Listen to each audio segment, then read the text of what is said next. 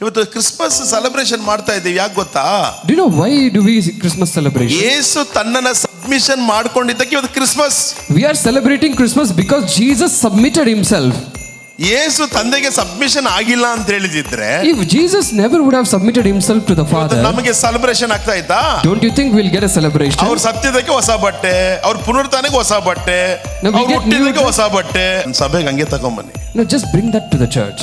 ಸಭೆಯಲ್ಲಿ ಸಭಾಪಾಲಕನ ದೇವರು ತಂದೆ ಆಗಿಟ್ಟಿದ್ದಾರೆ. And God ordained the shepherd of this house as a father in this church. ಆ ತಂದೆ ಪ್ರಸಂಗ ಮಾಡುವಾಗ ನೀವು ಅದನ್ನು ಹಾನರ್ ಮಾಡುವಾಗ, ಅದನ್ನ ರೆಸ್ಪೆಕ್ಟ್ ಆಗಿ ರಿಸೀವ್ ಮಾಡುವಾಗ, he is my spiritual father, ಅವ್ರ ಬಾಯಿಂದ ಬರುವ ಮಾತು ನನ್ನ ಲೈಫ್ ಅನ್ನ ಬಂಗಾರ ಮಾಡ್ತಿದೆ ಅಂತ ನೀವು ನಂಬೋದಾದರೆ, If you think, he is my spiritual father, whatever comes out of his word, it will make my life in a golden stage. Challenge ಮಾಡಿ ಹೇಳ್ತೇನೆ, I can tell you in challenge. ಕೆಲವು ಕುಟುಂಬಗಳು ಬೇರೆ ಲೆವೆಲ್ಗೆ ದೇವ್ರು ತಗೊಂಡು ಹೋಗ್ತಾರೆ. It is just some families will reach the different level.